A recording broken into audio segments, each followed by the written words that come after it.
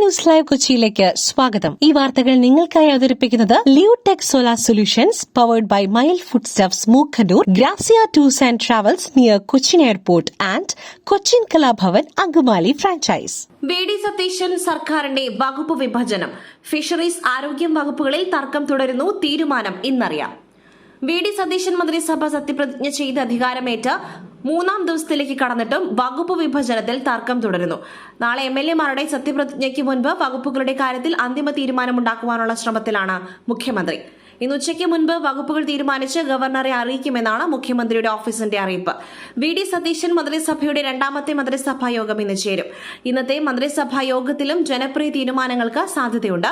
ഇന്ന് pro time സ്പീക്കറുടെ സത്യപ്രതിജ്ഞയ്ക്ക് വേണ്ടി ലോക്ഭവനിലെത്തുന്ന മുഖ്യമന്ത്രി ഗവർണറെ കണ്ടേക്കും. വയോജന വകുപ്പ് രൂപീകരിച്ച സർക്കാർ ഉത്തരവ് പുറത്തിറക്കി. വയോജന വകുപ്പ് രൂപീകരിച്ച സർക്കാർ ഉത്തരവ് പുറത്തിറക്കി. കഴിഞ്ഞ ദിവസം ചേർന്ന മന്ത്രിസഭാ യോഗത്തിൽ വയോജന വകുപ്പ് രൂപീകരിക്കുവാൻ തീരുമാനമായിരുന്നു. ഇന്ദിരാ ഗ്യാരണ്ടിയുടെ ഭാഗമായി UDF നൽകിയ വാഗ്ദാനമായിരുന്നു വയോജന വകുപ്പ്. വയോജനങ്ങളുടെ ചികിത്സാ സഹായങ്ങളും ലക്ഷ്യമിട്ടാണ് പുതിയ വകുപ്പ് നിലവിൽ വരുന്നത്. വയോജനങ്ങൾക്കുള്ള ക്ഷേമ പെൻഷൻ കൃത്യമായി ലഭ്യമാക്കുക എന്നതാണ് ഈ വകുപ്പ് കൊണ്ട് സർക്കാർ ലക്ഷ്യമിടുന്നത്. രാജ്യത്ത് ഇന്ധനവില വർദ്ധിക്കും, സൂചന നൽകി പെട്രോളിയം മന്ത്രാലയം. രാജ്യത്ത് ഇന്ധനവിലയിൽ ക്രമേണയുള്ള വർധനവ് തുടരുമെന്ന സൂചന നൽകി പെട്രോളിയം മന്ത്രാലയ വൃത്തങ്ങൾ. 5 ദിവസത്തിനിടയിൽ 4 രൂപയോളം വർധനവാണ് പെട്രോളിനും ഡീസലിനും ഉണ്ടായത്. 8 രൂപ വരെ ക്രമേണയുള്ള വർധനവ് തുടരും എന്നാണ് സൂചനകൾ. കൃത്യമായ ഇടവേളകളിൽ നേരിയ തോതിൽ നിരക്ക് വർദ്ധിപ്പിക്കുവാനാണ് എണ്ണ കമ്പനികൾ ലക്ഷ്യമിടുന്നത്. വെടിനിർത്തലിൽ ധാരണയായില്ലെങ്കിൽ വരും ദിവസങ്ങളിൽ ഇറാനെതിരെ ആക്രമണമുണ്ടാകും. അമേരിക്ക പൂർണ്ണ സജ്ജം, ഡൊണാൾഡ് ട്രംപ്. ഇറാനെതിരെ ആക്രമണം നടത്തുവാൻ അമേരിക്ക പൂർണ്ണ സജ്ജമെന്ന് അമേരിക്കൻ പ്രസിഡന്റ് ഡൊണാൾഡ് ട്രംപ്. ഇറാനെ ആക്രമിക്കുന്നതിൽ നിന്നും പിന്മാറിയത് 1 മണിക്കൂർ മുൻപ് മാത്രമെന്നും വെടിനിർത്തൽ വിഷയത്തിൽ ധാരണയായില്ലെങ്കിൽ വരും ദിവസങ്ങളിൽ ഇറാനെതിരെ ആക്രമണമുണ്ടാകുമെന്നും ട്രംപ് ആവർത്തിച്ചു. അബ്ദുൾ റഹീമിന്റെ മോചനം നടപടികൾ പുരോഗമിക്കുന്നതായി സഹായ സമിതി. എക്സിറ്റ് വിസ ലഭിച്ചാലുടൻ നാട്ടിലേക്ക് മടങ്ങും. സൗദി ജയിലിൽ കഴിയുന്ന കോഴിക്കോട് സ്വദേശി അബ്ദുൾ റഹീമിന്റെ മോചനത്തിനായുള്ള നടപടികൾ പുരോഗതിയിലെത്തുന്നതായി സഹായ സമിതി. ഏതു നിമിഷവും നടപടി പൂർത്തിയായി എക്സിറ്റ് വിസ കിട്ടുമെന്ന പ്രതീക്ഷയിലാണെന്നും സമിതി അറിയിച്ചു.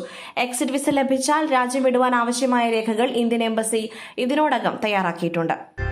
പുട്ടു രുചികരമാവണമെങ്കിൽ മയിലിന്റെ പുട്ടുപൊടി തന്നെ വേണം. അതിന് ചെമ്പാപ്പുട്ടാണെങ്കിലും അങ്ങനെ തന്നെ. Mile rice and food products, ശ്രേഷ്ഠം സമ്പുഷ്ടം. നിയമസഭ പ്രോ ടൈം സ്പീക്കറായി ജി സുധാകരൻ ഇന്ന് ചുമതലയേൽക്കും. കേരള നിയമസഭ പ്രോ ടൈം സ്പീക്കറായി അമ്പലപ്പുഴ അംഗം ജി സുധാകരൻ ഇന്ന് ചുമതലയേൽക്കും. രാവിലെ 9:30 ലോക്ഭവനിൽ ഗവർണർ രാജേന്ദ്ര ആർലേക്കർ സത്യവാചകം ചൊല്ലിക്കൊടുക്കും. മുഖ്യമന്ത്രി വി.ഡി. സതീശൻ ഉൾപ്പെടെയുള്ള നേതാക്കൾ പങ്കെടുക്കും. നാളെ നിയമസഭയിൽ പ്രോ ടൈം സ്പീക്കർക്ക് മുൻപാകെയാകും അംഗങ്ങളുടെ സത്യപ്രതിജ്ഞ നടക്കുക. സ്പീക്കർ തിരഞ്ഞെടുപ്പിനും പ്രോ ടൈം സ്പീക്കർ നേതൃത്വം നൽകും. സഭയിലെ ഏറ്റവും മുതിർന്നയാളാണ് മുൻ മന്ത്രി കൂടിയായ ജി സുധാകരൻ. സഭാ സ്പീക്കറായി തിരുവഞ്ചൂർ രാധാകൃഷ്ണനെയാണ് തിരഞ്ഞെടുത്തത്. ഡെപ്യൂട്ടി സ്പീക്കറായി ഷാനിമോൾ ഉസ്മാനെയും തിരഞ്ഞെടുത്തിരുന്നു. സിറ്റിയുടെ കിരീടമോഹം ബോൺമൌത്ത് തകർത്തപ്പോൾ 22 വർഷത്തിന് ശേഷം ആഴ്സണൽ പ്രീമിയർ ലീഗ് ചാമ്പ്യന്മാർ. ബോൺമൌത്തുമായുള്ള മാഞ്ചസ്റ്റർ സിറ്റിയുടെ ഞെട്ടിക്കുന്ന സമനില അവരുടെ കിരീടമോഹങ്ങൾ തച്ചു തകർത്തപ്പോൾ 22 വർഷത്തെ കാത്തിരിപ്പിനൊടുവിൽ ഇംഗ്ലീഷ് പ്രീമിയർ ലീഗിൽ കിരീടത്തിൽ മുത്തമിട്ട് ആഴ്സണൽ. നിർണായക മത്സരമായിരുന്നിട്ടും മാഞ്ചസ്റ്റർ സിറ്റിക്ക് ബോൺമൌത്തിനോട് വിജയിക്കാനാകാതെ വന്നതോടെ സിറ്റിയുടെ കിരീട സാധ്യത ഇല്ലാതെയാവുകയായിരുന്നു. ഒരു മത്സരം ബാക്കി നിൽക്കെയാണ് ആഴ്സണൽ ചാമ്പ്യന്മാരായത്.